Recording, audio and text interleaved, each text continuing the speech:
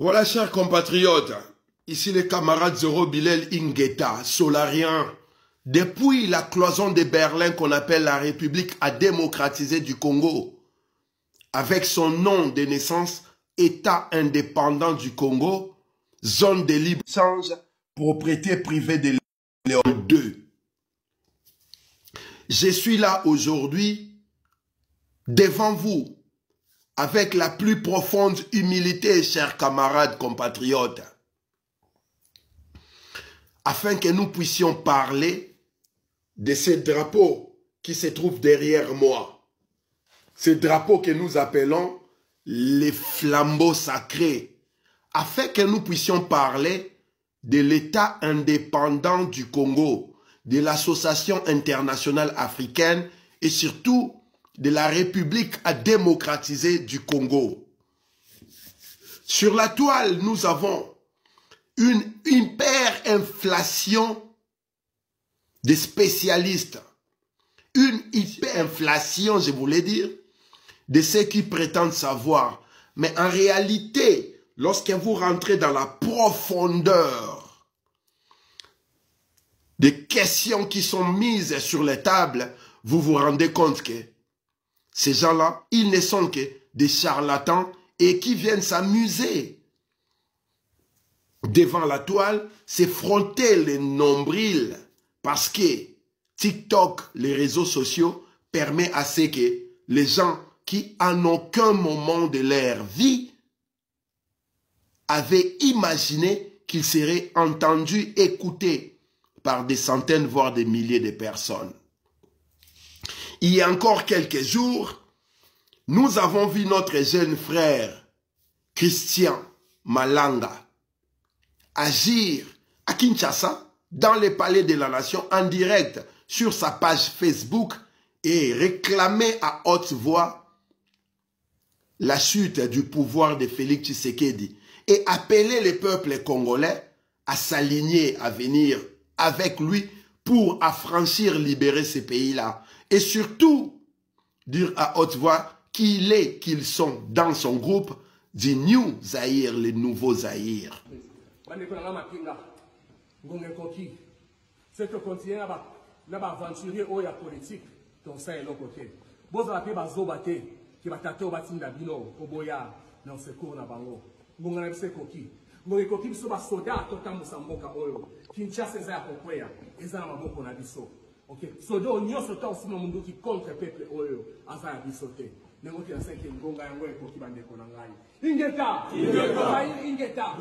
Depuis quelques jours, des individus avec un pédigré qui laisse à désirer se permettent de venir traîner dans la boue, ramener dans la fosse sceptique ce symbole qui est derrière moi en utilisant la nomination qui est les Zaïre pour dégager leur frustration, leur peut-être échec, je touche du bois pour que ça ne soit pas le cas, et surtout leur désespoir parce qu'ils se sont retrouvés en Europe, en Occident, pour avoir fui, entre guillemets, les régimes de Mobutu.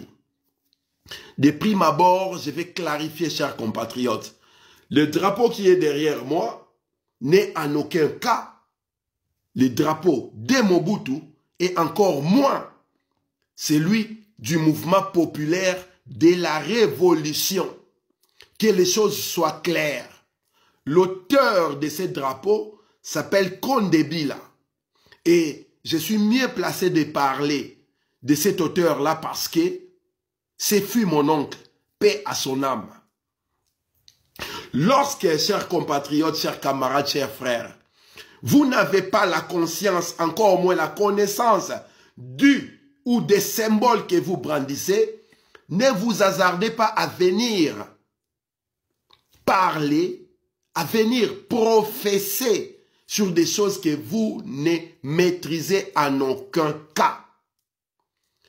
Rappelez-vous, lorsque vous êtes en train de faire des directs, lorsque vous participez dans des directs que certaines personnes organisent, ceux qui sont en train de commenter en bas, il y a peut-être des gens qui sont plus connaisseurs que vous, qui savent plus que vous et qui restent dans le silence, qui observent, qui passent leur temps à écouter, à entendre des âneries que vous débitez pour la simple raison que ça permet d'amuser la galerie.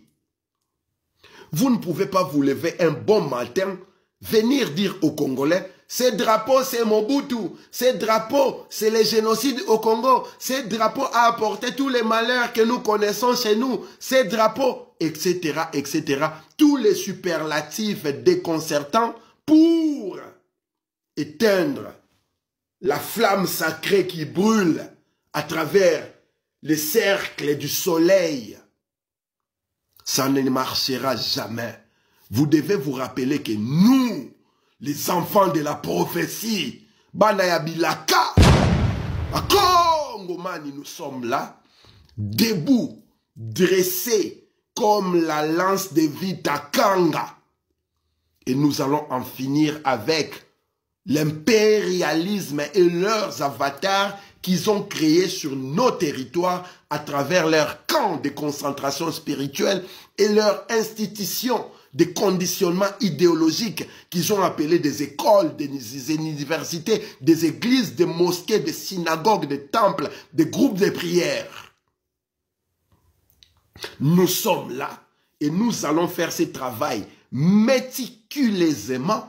Nous allons faire ce travail jusqu'au plus petit détail afin que les derniers des Congolais inconscients se réveillent, puissent réveiller son tout, puissent réveiller sa conscience, puissent réveiller son âme, son esprit, afin que nous puissions marcher triomphalement vers la victoire. Je vais vous parler aujourd'hui de ce drapeau qui est derrière moi. Appelez vos enfants qui se posent la question, pourquoi nous arborons ce drapeau? Appelez vos enfants dont vous avez fait habiller avec les drapeaux qui rend hommage à Léopold II, qui rend hommage à la communauté internationale, celle qui a décidé en 1885 à Berlin que ce territoire que vous appelez la République démocratisée du Congo sera propriété privée du roi des Belges, zone de libre-échange où tout le monde peut venir travailler, puiser, tuer, génocider, violer, tant qu'ils reconnaissent que ce territoire-là est la propriété privée des rois des Belges, Léopold II, il aura libre accès. Mon peuple périt, mon peuple est en train de mourir parce qu'il est ignorant. J'ai l'habitude de le dire à haute voix, le peuple congolais n'existe pas. Ce que vous appelez peuple au Congo n'est qu'une masse populaire. Et j'ai eu le temps d'expliquer au monde que nous parlons de peuple lorsqu'il s'agit d'une population qui est consciente de ses droits et surtout qui sait appliquer ses devoirs. Et lorsque vous avez en face de vous une colonie de résidus et rébus de la création des camps de concentration spirituelle que vous appelez des églises, des mosquées, des temples, des synagogues, des loges, des groupes de prière, vous avez une colonie de rébus et résidus de ceux qui sont tombés des institutions de conditionnement idéologique et intellectuel. Vous ne pouvez en aucun cas parler du peuple congolais. Voilà pourquoi nous faisons l'accent congolais. Et lorsque nous parlons de ceux qui sont conscients de qui ils étaient, qui ils sont et qui ils seront, nous parlons de Congo. Congomani avec un K. La République démocratisée du Congo est l'œuvre de l'impérialisme, l'œuvre des colons, l'œuvre de ceux qui vous ont apporté Jésus, Mahomet, ceux qui vous ont apporté les traditions judéo-christiano-musulmanes. En aucun cas, vous devez dire à vos ancêtres que la République a démocratisé et l'héritage que vos ancêtres vous ont légué. Les terres qui sont dans la République démocratisée du Congo sont les terres de vos ancêtres, les terres que vos ancêtres vous ont léguées. Mais l'État là, RDC, 2 345 470 km². Le pays dessiné par Henry Morton Stanley à la suite de la recherche de ces missionnaires perdus, David Livingstone, et après avoir été délégué par Sanford, l'ambassadeur plénipotentiaire des États-Unis en Belgique, afin de dessiner la carte de ces territoires que les États-Unis à Léopold II. Tout simplement parce que les États-Unis ne voulaient pas rentrer dans la colonisation. Les États-Unis ne voulaient pas être accusés de la colonisation parce qu'ils étaient dans la guerre, dans la libération, et ils venaient d'abolir l'esclavage. Voilà comment Léopold II est sorti du chapeau, comme les magiciens font sortir les lapins. En 1884, l'Association internationale du Congo a été reconnue comme un État par le président des États-Unis à la suite de la demande de l'ambassadeur Sanford qui a été conseiller administrateur de l'Association internationale africaine qui est une organisation qui a été faite en Belgique avec Léopold II en 1876. Et c'est cette organisation-là qui s'est métamorphosée en 1884 en État indépendant du Congo. Association internationale africaine qui est devenue Association internationale du Congo pour devenir État indépendant du Congo.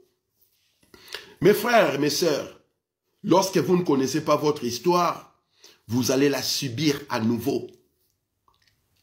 Lorsque vous ne maîtrisez pas votre passé, dans ses joies comme dans ses détresses, vous allez la revivre. Et c'est ce qui se passe aujourd'hui au Congo. Léopold II avait la prétention de venir lutter contre l'esclavage orchestré par les musulmans, les arabo-musulmans sur ces territoires-là. Mais avant que Léopold II ne décide de créer le 25 novembre 1877 le comité d'études au Congo, dont il était le président, le comité a eu un triple but: philanthropique, scientifique et commercial. C'est le comité d'études du Haut-Congo qui est devenu au 21 juin 1877 l'Association internationale africaine et avait choisi comme emblème le drapeau bleu qui avait un fond bleu avec une étoile à 5 branches au milieu. Je répète, le 21 juin 1877. Un drapeau bleu avec une étoile d'or dans les centres. Et Stanley expliqua que cette étoile-là symbolisait l'espérance, la civilisation qui éclairait les ténèbres africaines. Parce que vos ancêtres étaient dans les ténèbres, dans les néants, malgré de 23 000 ans, avec l'os Ishango avant Jésus-Christ. Mais Stanley, avec l'association internationale qui était le comité d'études du Haut-Congo, qui s'est transformé au 21 juin 1977, l'association internationale africaine. Ils vous ont proposé les drapeaux bleus avec une étoile jaune à 5 branches. Et c'est ces drapeaux-là, depuis le 21 juin 1877 à aujourd'hui, que vous arborez fièrement dans votre ténèbre africaine dont les impérialistes vous apportent la lumière. Il y a eu quelques modifications pour aveugler certains revendicateurs ou certains qui avaient la capacité de comprendre la subtilité. Le seul moment où il y a eu un drapeau qui représentait vous, votre authenticité, ce que vous êtes, c'est entre 1971 et 1997. Mais ça, nous sommes dans un passé récent. Reculons encore. Vous venez brandir des drapeaux, vous ne savez pas ce que ces drapeaux-là symbolisent. Vous venez, vous baladez avec un drapeau bleu, RDC et Loko Makassi. Mais vous ne vous rendez pas compte que quand vous brandissez ces drapeaux bleus avec une étoile jaune et ces deux bandes en diagonale, vous êtes en train de dire à haute voix au monde entier que vous êtes de sujet du roi des Belges. Vous êtes de ces territoires qui a été décidé en 1885 comme la propriété privée des rois des Belges, zone de libre-échange. Ils ont décidé que cet endroit-là sera une zone de libre-échange afin de permettre à la communauté internationale de pouvoir exploiter ces terres-là, de pouvoir travailler, tuer, violer, couper les mains, assassiner, changer de régime, mais que les territoires en question restent un état de non-droit où les étrangers peuvent entrer et sortir tant qu'ils sont en phase avec l'Occident, l'Empire. Nous sommes dans la logique des zones de libre-échange. Et ça, aucun de vos politiciens, aucun de vos leaders d'opinion, aucun de ceux qui viennent vous faire des directs tous les jours ne viendront vous dire. Pour la simple raison qu'ils sont des résidus, si pas des avatars, les enfants de l'Empire. Ce sont des fruits des camps de concentration spirituelle. Ce sont des fruits des institutions de conditionnement idéologique. Et nous, comme nous avons brisé les moules, nous avons brisé la matrice, nous sommes leur bête noire à qui il faut à tout prix abattre. C'est le premier direct que j'ai fait qui parle du Congo, de l'État indépendant du Congo, de la République démocratisée du Congo. D'habitude, ce n'est pas mon dada. Mais je suis obligé de le faire maintenant parce que trop de mensonges, trop de charlatans, trop d'imposteurs, trop d'usurpateurs. Et certains en profitent pour libérer leur frustration, leur échec, en responsabilisant ces symboles, un drapeau. Que personne ne vienne vous dire que le Congo est dans cette situation à cause de ces drapeaux. Que personne ne vienne vous dire que le Congo est dans cette situation à cause de ces symboles. Ces drapeaux, ces symboles est comme un outil, c'est comme une arme. Si une arme vient tuer chez vous, c'est parce que quelqu'un a appuyé sur la gâchette. Et la faute n'est pas à l'arme, la faute est à cette personne qui a appuyé sur la gâchette. Et ce symbole-là, c'est une arme que vous devez savoir. Et pour savoir utiliser cette arme, vous êtes appelé à apprendre, à connaître qui représente réellement ces drapeaux qui est derrière moi.